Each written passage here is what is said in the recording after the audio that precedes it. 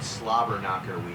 Well, it's Slobber Knocker of the Slobber week. Knocker of the week. So you were the Slobber Knocker. So I'll give a little shout out here to my dad. And, Sean wants a physical brand of football.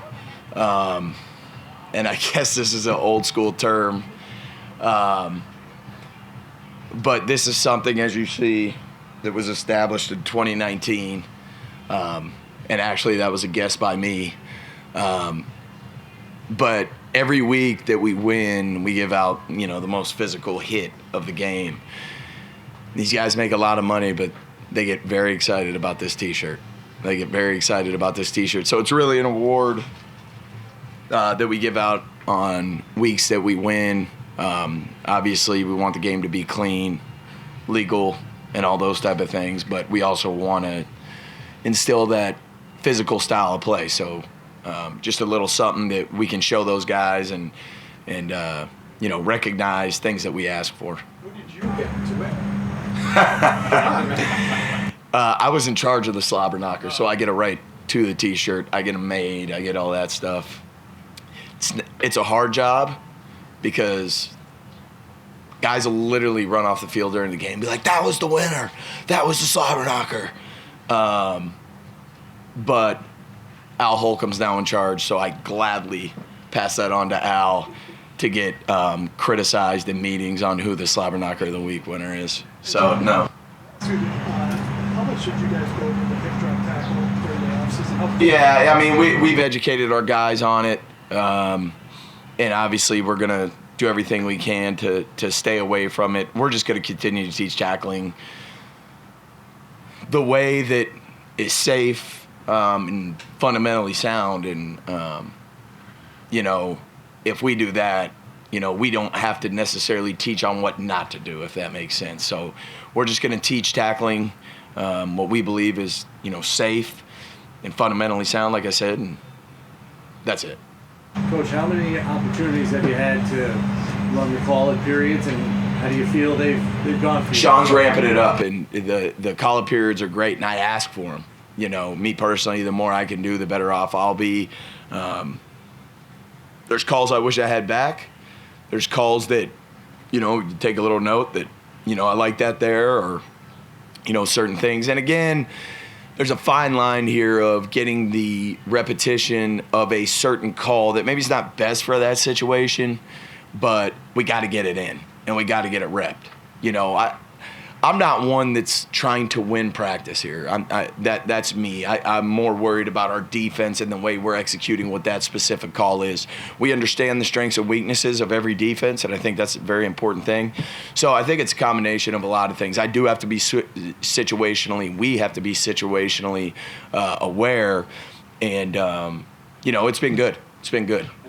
Coach, reviewing those periods? Yes, absolutely. Okay, and that'll carry into the preseason. Yeah. Absolutely. Like I said, shame on me if, Sean wants to go over them, but I'm probably more adamant that we go over those periods and I pick his brain on what would you, what are you thinking there? What would you do? And he's got a lot of great knowledge from me that I'm very fortunate to have him. What's it been like with Terrell, you working with him now, calling the plays some, and him obviously building on last year? What's that relationship been like this year? He's told me to stop talking so much in the headset, which I tried to do, but no, it's good. It's good. I think when you're in the position meetings with him every day, obviously that builds a relationship, and there's so much communication that's going on that probably helps us. And at the same time, just like in meetings, he's probably like, just shut up, dude, let me play, so no, it's great. It's great. And TV gives me a lot of feedback, which I need, and we trust him. So I just want to make sure that everything is smooth for our defense. It doesn't matter what I do. I got to make sure the guys that are playing the game are in a groove and feeling comfortable. So when it comes to Damar and the 13 starts he got in 2022, I believe it was, how much have you seen after what he went through last year and all the just getting back to speed? How valuable was that to carry over like 2 years later into what he's trying to do now? Yeah, I think, and I'll reiterate what I said before, not only the event was a big deal that we all remember, but what came after that was a lot. And he recognizes that, and he is focused on football. He is not that he wasn't last year, but there's a lot going on. And you know, I don't think he could have handled it any better last year, and I think he's handling it great this year. And I see a focused guy that is, you know, committed to being the best football player he can be and help this team win. That's what I see. I could just take what happened aside, but the fact that he got valuable starting time, how much does that help him? Oh, absolutely. I mean, you know, the more you play in this league, the more comfortable you're going to get. You know, so you look at a lot of our players that, you know, maybe didn't contribute a lot as a rookie and were mostly special teams players, or even in the case of some D linemen, you really didn't see a lot, but now you're starting to see some growth, and that comes with repetition. It's like anything. The more you do a job, the more reps you get of any job, the better you're going to be at it, as long as what you're putting into it is, you know, you're being mindful in the fact that I'm trying to be the best at this job.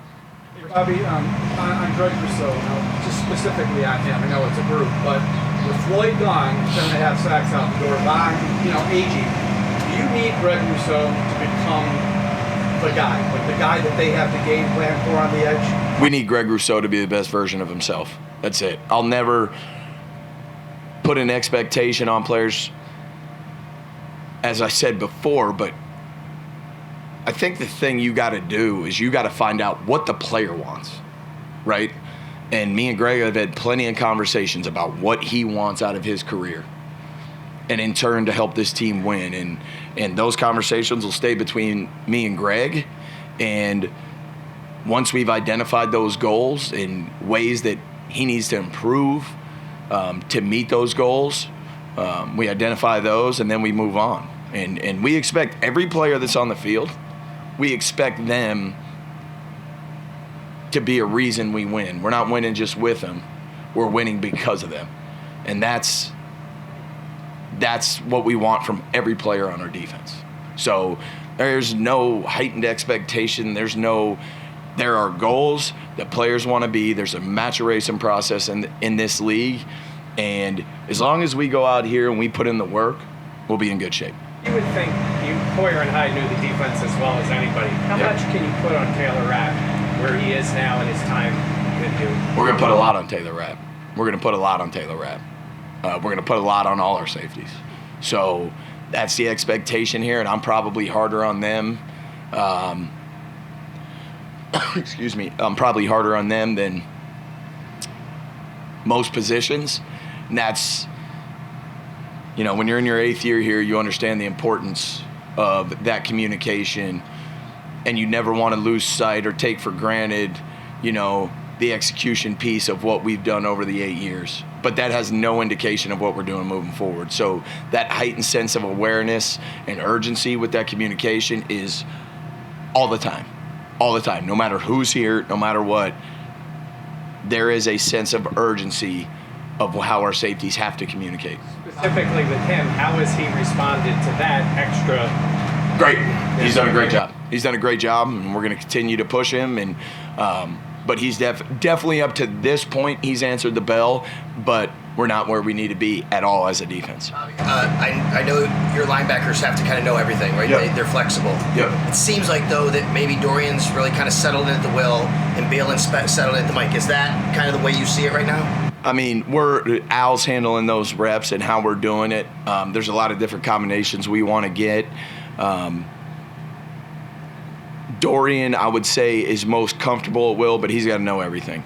Balin is doing both right now because that's what we're asking him to do. And there's a lot of combinations depending on availability of players. So, you know, the other day I talked about it, like, there's players that are going to be, this is great practice for us for the season. Like you gotta shuffle the pieces. You gotta do all these different things to make sure when you go into a game, you're comfortable to be able to execute at a winning level of football. So this is great practice for us as far as finding those combinations, those different things, and you know, we'll see how that plays out.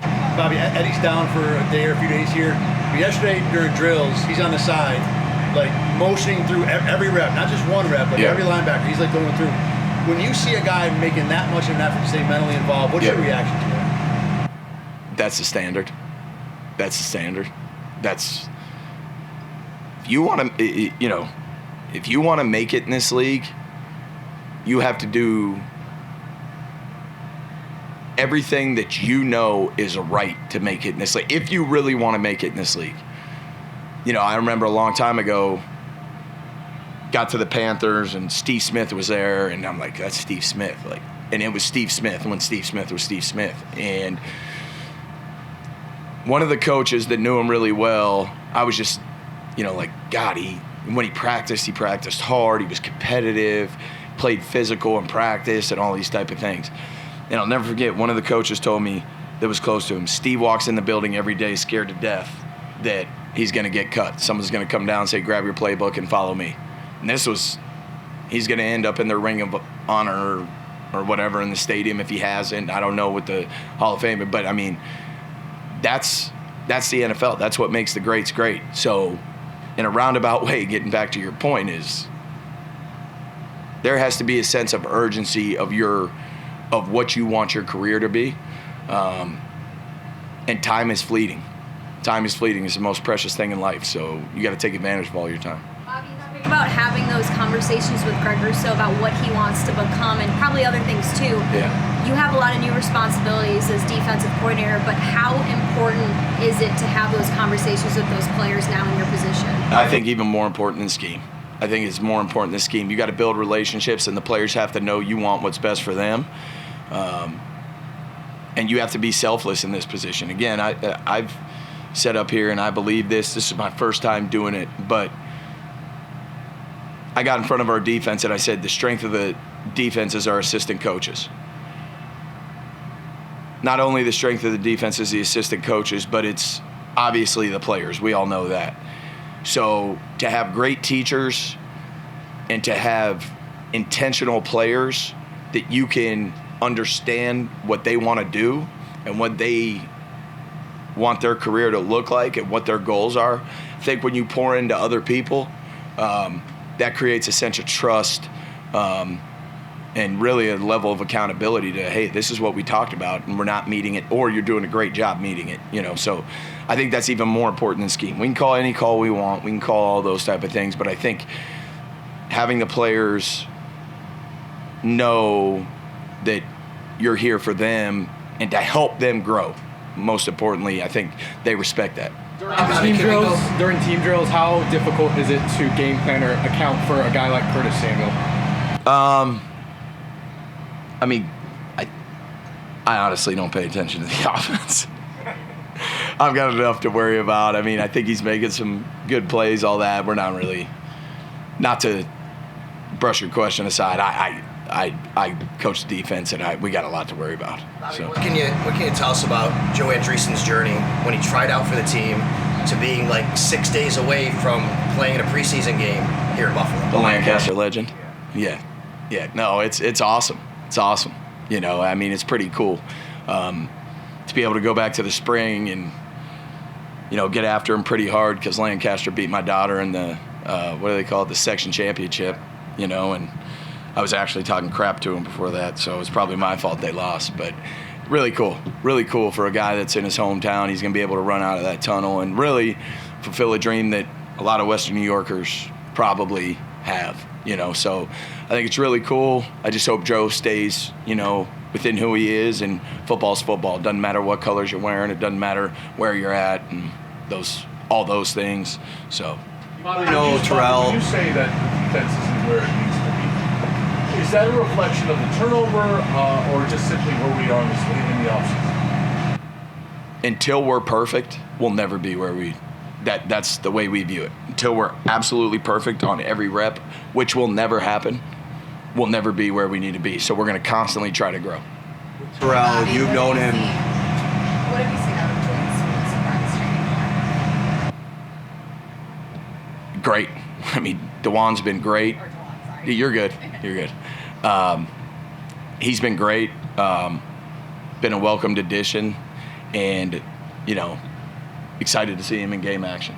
You know, Terrell, you know, since he's been here, What's he like when he gets mad? Does he get mad at all? Because he always seems so kind of steady. I know, I learned this about Terrell. I know where he's at when he's in a flow, when he's in a rhythm. There's a certain way he acts when he comes off the field, and we'll keep that between us. But that's when I'm just kind of like, he's good. I don't need to say much to him, you know. So I'll be in the box this year, you know. But I know the look. I know when he comes off the field acting a certain way, I'm like, okay, he's good. He's good. How did you reach that decision to be in the box during games this season? Have you seen me in practice? Yeah. Pretty easy. You guys can tell.